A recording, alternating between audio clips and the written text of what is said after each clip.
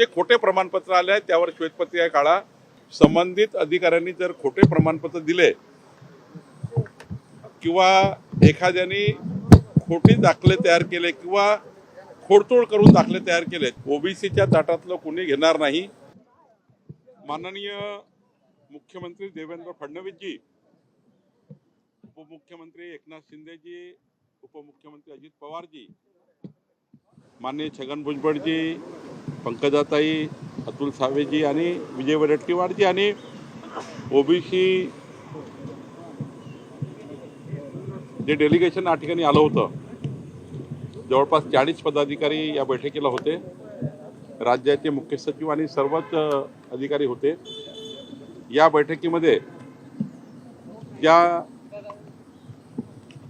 GR संबंधी काही संशय आणि काही जो मराठा कुणबी मराठा प्रमाणपत्र देण्याकरता जी काही परिस्थिती आहे किंवा त्या GR बद्दल काही संभ्रम निर्माण करण्यात आले किंवा संभ्रम ओबीसी शिष्टमंडळाच्या मनात होते, त्याबद्दल त्यांचं सर्वांचं म्हणणं आम्ही ऐकून घेतलं।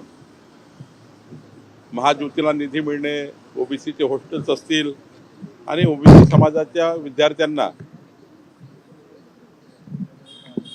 उद्योगाकरता सवलती असतील, त्यांना कमी व्याजदराचं कर्ज असेल, हे सर्व बाबीवर चर्चा झाली। सर्वच प्रतिनिधींनी चर्चेमध्ये भाग घेतला आणि यामध्ये जी मागणी होती मूळ की पात्र मराठा कुणबी मराठा प्रमाणपत्रच व्हावे, सरसकट कुठल्याही पद्धतीचं GRचं त्या ठिकाणी फायदा घेऊ नये आणि GRचा फायदा घेऊन खोटे प्रमाणपत्र इश्यू होऊ नये, ओबीसीचे कुणबी प्रमाणपत्र इश्यू होऊ नये आणि जे काही त्या ठिकाणी खोटे प्रमाणपत्र काही अधिकाऱ्यांनी दिल्याचे काही दाखले किंवा खोडतोड केल्याचे दाखले माननीय भुजबळ साहेबांनी बैठकीत मांडले, त्याबद्दलही संबंधित अधिकाऱ्यांनी जर खोटे प्रमाणपत्र दिले किंवा एखाद्याने खोटी दाखले तयार केले किंवा खोडतोड करून दाखले तयार केले त्यावर कारवाई व्हावी अशी मागणी होती। माननीय मुख्यमंत्र्यांनी हे स्पष्ट केलं आहे की कुठलाही खोटं प्रमाणपत्र जर कोणी काढलं असेल, खोडतोड केली असेल किंवा एखाद्या अधिकाऱ्यांनी चुकीचे प्रमाणपत्र दिले असेल तर तो अधिकारी जबाबदार राहील, त्या अधिकाऱ्यावर कारवाई होईल। कुठल्याही परिस्थितीमध्ये कुठल्याही समाजावर अन्याय होणार नाही। मराठा समाजाचा अधिकार त्या ठिकाणी कायम राहील। ओबीसीच्या ताटातलं कोणी घेणार नाही आणि ओबीसी मराठा समाजात कुठलाही संघर्ष निर्माण होणार नाही याची काळजी शासनही घेईल, आम्ही सर्व घेऊ आणि कुठल्याही परिस्थितीमध्ये ओबीसी समाजावर अन्याय होणार नाही, कुठलंही खोटं प्रमाणपत्र इश्यू होणार नाही, कुठलाही GRचा चुकीचा अर्थ कोणी काढणार नाही। चुकीच्या अर्थाने कोणी प्रमाणपत्र त्या ठिकाणी काढलं तर त्या अधिकाऱ्यावरही कारवाई होईल आणि ज्यांनी खोटं प्रमाणपत्र तयार केलं त्यांच्यावरही कारवाई होईल। अशा पद्धतीच्या त्या ठिकाणी चर्चा त्या ठिकाणी झाली। आम्ही सर्वांनी, माननीय मुख्यमंत्र्यांनी विजय वडेट्टीवारजी आणि सर्वांना विनंती केली की राज्याची पूर परिस्थितीचा विचार करून आणि कोर्टामध्ये आता 5 तारखेला ज्या केसेस टाकल्या आहे ओबीसी समाजाच्या काही व्यक्तींनी की हा GR चुकीचा आहे किंवा हा जो GR काढला तो 2 सप्टेंबरचा तो चुकीचा GR आहे, त्यावर काही कोर्ट केस केलेले आहे हायकोर्टमध्ये, त्याचीही 5 तारखेला सुनावणी आहे। त्यामुळं आता कुठल्याही पद्धतीच्या GRला त्या ठिकाणी जी मागणी आहे GRच बदलला तसा वगैरे कोर्टामध्ये आता केस सुरू असल्यामुळं अशी कुठली भूमिका आता करता येणार नाही। परंतु हे मात्र दक्षता घेता येईल, कोणतंही चुकीचे प्रमाणपत्र निघणार नाही। पण 10 तारखेचा मोर्चा जो ओबीसी संघटनांनी कॉल केला आहे तो मोर्चा मात्र परत घ्यावा, राज्याची पूर परिस्थितीचा विचार करून हा मोर्चा परत घ्यावा अशी विनंती माननीय मुख्यमंत्री महोदयांनी विजय वडेट्टीवार आणि सर्व शिष्टमंडळाला केली आहे। सर, श्वेतपत्रिका काढली जाणार का? ज्या पद्धतीने या बैठकीमध्ये मागणी सुद्धा करण्यात आली की चुकीचे कुणबी प्रमाणपत्र दिले जातात आहेत मराठ्यांना, त्या संदर्भात पंकजाताईंनी मागणी केली की श्वेतपत्रिका काढा म्हणून, ती श्वेतपत्रिका काढली जाणार। शंका व्यक्त केली आहे की असे प्रमाणपत्र खोटे इश्यू झाले आहेत। आधी कुठलीही श्वेतपत्रिका काढताना किंवा काही त्या ठिकाणी पूर्ण माहिती सरकारकडे आल्याशिवाय काही असं करता येत नाही. परंतु पंकजाताईची सर्वांची मागणी हे आहे की त्यांच्याकडे मराठवाड्यामध्ये किंवा इतर भागामध्ये जे खोटे प्रमाणपत्र आले आहेत त्यावर श्वेतपत्रिका काढा. श्वेतपत्रिका काढण्यापूर्वी ही जे काही माहिती प्रत्येक जिल्ह्याकडे बोलवावी लागेल. आमची ओबीसी सब कमिटी ही माहिती बोलवेल. ओबीसी सब कमिटी जी आहे त्याचा चेअरमन म्हणून मी सांगतो की ही माहिती आम्ही बोलू की कुठल्या कुठल्या प्रांताने कुठल्या कुठल्या तहसीलदारनी कुठले कुठले कास्ट सर्टिफिकेट दिले आहे ही माहिती आम्ही बोलवणार आहे. त्यात जर आम्हाला असं वाटलं की खोटे प्रमाणपत्र इश्यू झाले आहे, खोळातोड झालेली आहे, त्यावर मात्र अंतिम निर्णय माननीय शासन घेईल. पण आमची ओबीसी सब कमिटी पहिला हे व्हेरीफाय करेल की खरंच या ठिकाणी खोटे प्रमाणपत्र इश्यू झाले आहे का, त्या ठिकाणी काही खोडतोड झालं आहे का, हे आम्ही पहिले तपासू. जर हा क्वांटम या ठिकाणी चुकीच्या पद्धतीने वाढला असेल किंवा चुकीच्या पद्धतीने झालं असेल तर मग मात्र त्या गोष्टीचा नंतर विचार करता येईल. जरंगे पाटील म्हणतात की 94च्या GR-लाच आम्ही संपूर्ण 10 तारखेचा मोर्चा आहे, त्यांनी त्या संदर्भात काही सांगितलं का की आम्ही मागे घेऊ की आम्ही सकाळ नाही. आता विजय वडेट्टीवारजी आणि ते शिष्टमंडळ बसलेलं आहे ते विचार करताय. सरकारची माझी आपल्या माध्यमातून त्यांना विनंती आहे. माननीय मुख्यमंत्र्यांनी त्यांना विनंती केली की राज्याची पूर परिस्थितीचा विचार करून राज्यामध्ये जे काही शेतकऱ्यांची आज त्या ठिकाणी आपल्याला मदतीची सर्वांची भूमिका आहे त्या भूमिकेचा विचार करून आपण हा मोर्चा त्या ठिकाणी कमी करावा. राज्य शासन केव्हाही जसं आज ओबीसी शिष्टमंडळाची बैठक घेतली, पुन्हा जर काही शंका असतील तर पुन्हा माननीय मुख्यमंत्र्यांनी सांगितलं की पुन्हा बसवू.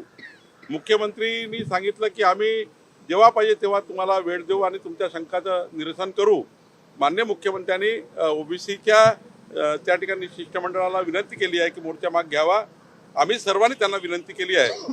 मला वाटतं की ओबीसी शिष्टमंडळ आमची विनंती मान्य करेल. सर, तुम्ही ओबीसी उपसमितीचे अध्यक्ष आहात आणि एकीकडे जरंगे पाटील म्हणतात की थेट आमच्या जर या शासन निर्णयाला हात लावला तर आम्ही 1994चा जो ओबीसीना आरक्षण देण्याच्या संदर्भातला शासन निर्णय त्यालाच कोर्टामध्ये चॅलेंज करू अशी भाषा बोलते. असं आहे,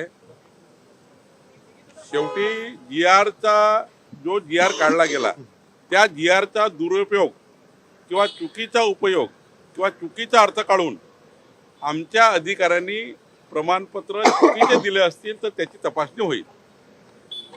जर खोडतोड केली असेल दाखल्यामध्ये, जन्म दाखल्यामध्ये, वंशावळीच्या दाखल्यामध्ये खोडतोड केली असेल तर त्या ठिकाणी ते दाखले रद्द होतील.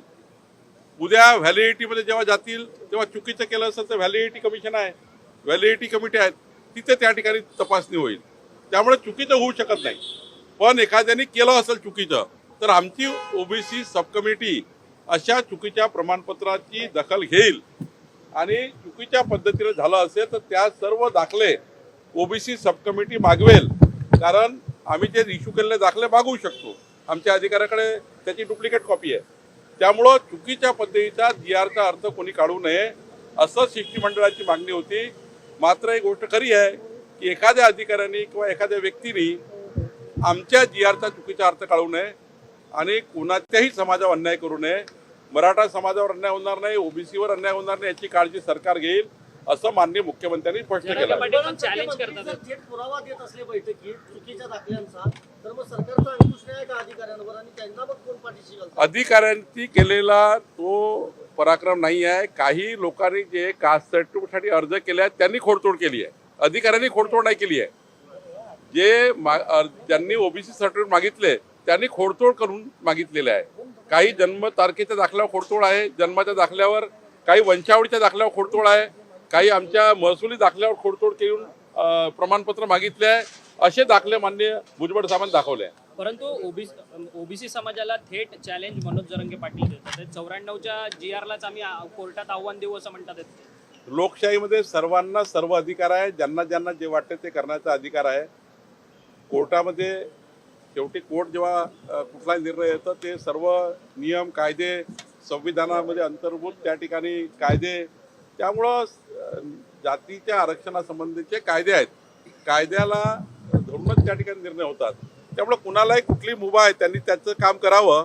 सरकार मात्र या भूमिकेत आहे की मराठा आणि ओबीसी समाज समोर समोर येणार नाही.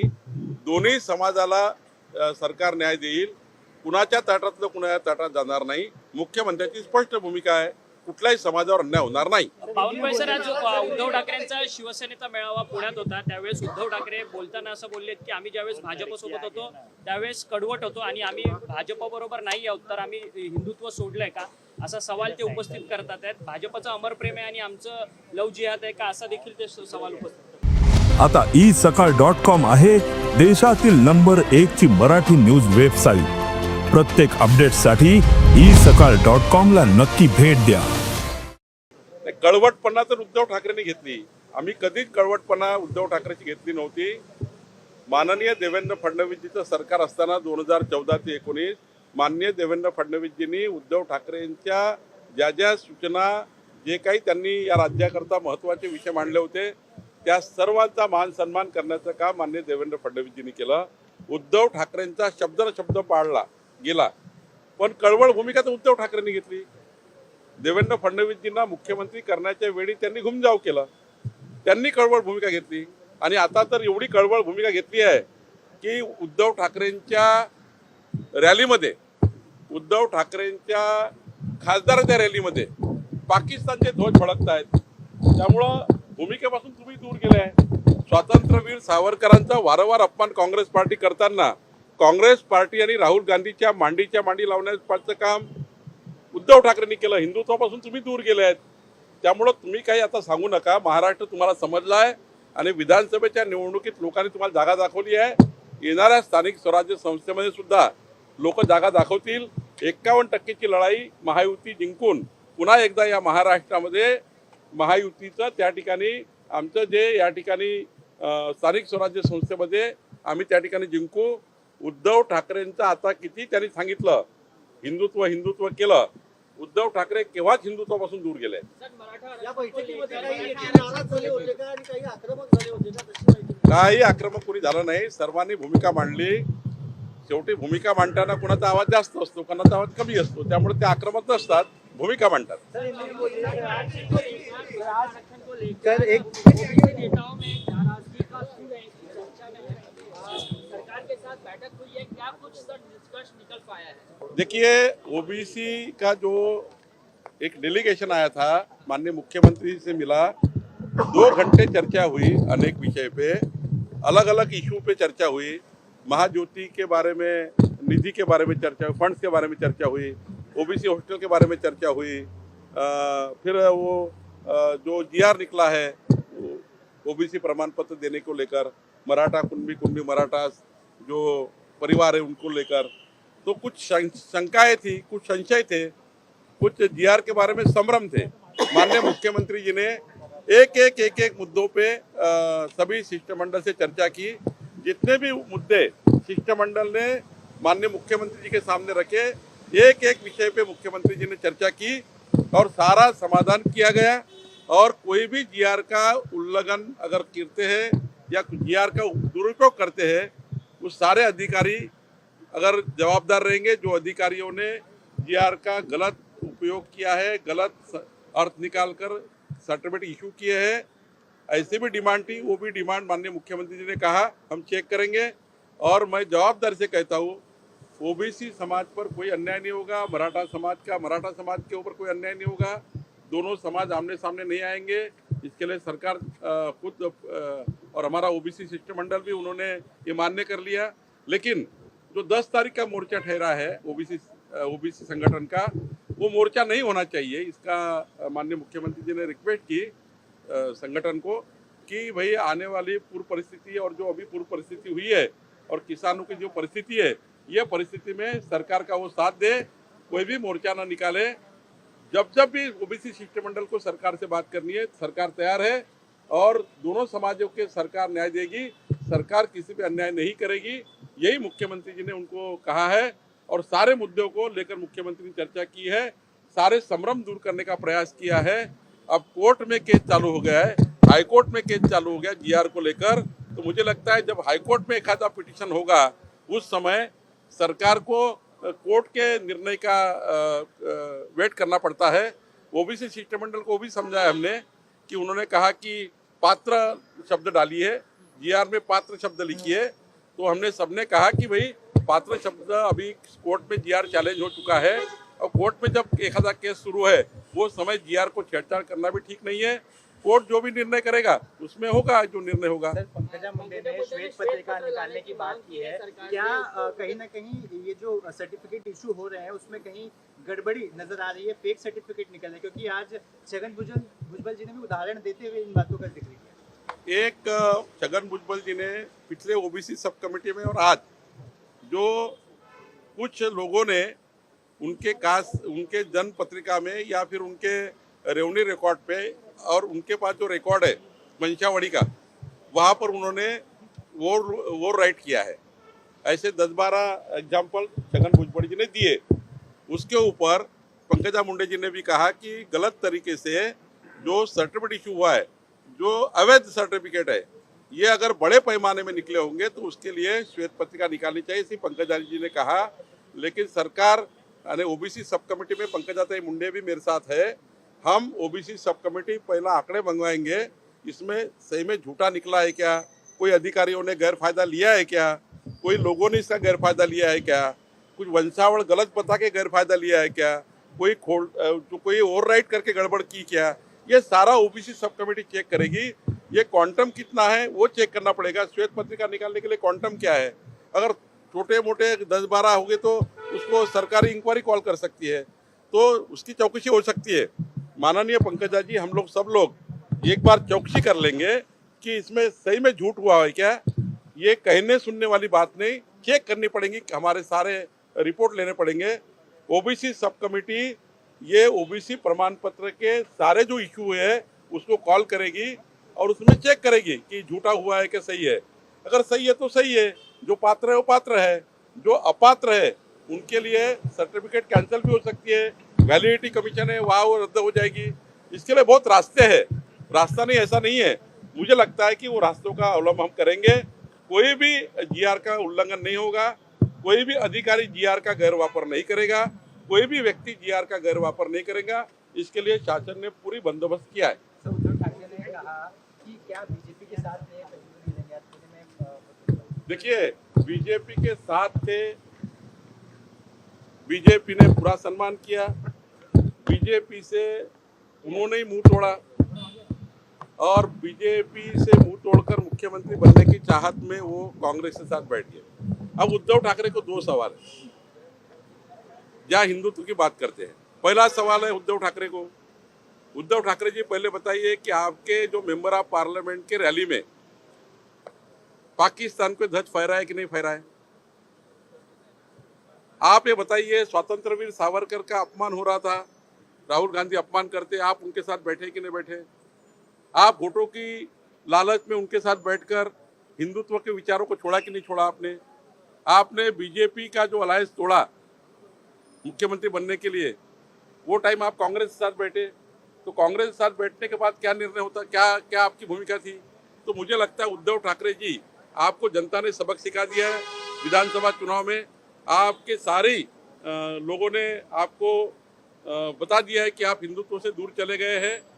हिंदुत्ववादी वोटों ने भी बता दिया उनको, और आगे भी मैं आपको दावे के साथ कहता हूँ, आने वाले चुनाव में भी उद्धव ठाकरे जी को लोग वोट नहीं देंगे। उद्धव ठाकरे जी ये बैठे हैं कांग्रेस के साथ, कांग्रेस के विचार उद्धव ठाकरे ने स्वीकार कर लिए हैं, और आज भी महायुति 51% वोट शेयर लेकर पूरे महाराष्ट्र में जीतेगी। पूरे नगर पालिका, जिला पंचायत, महानगर पालिकाओं में हमारी महायुति पूरे बहुमत के साथ चुन के आएगी, ये मुझे विश्वास है। उद्धव जी खुद आत्मपरीक्षण कर ले, हिंदुत्व से दूर कौन गया है। देश विदेशातील प्रत्येक घडामोडींचे लाईव्ह अपडेट मिळवण्यासाठी आता साम टीव्हीच्या सर्व सोशल मीडिया प्लॅटफॉर्मला लाईक, फॉलो आणि सबस्क्राईब करा। तसंच सर्व नोटिफिकेशनसाठी बेल आयकॉन प्रेस करायला विसरू नका।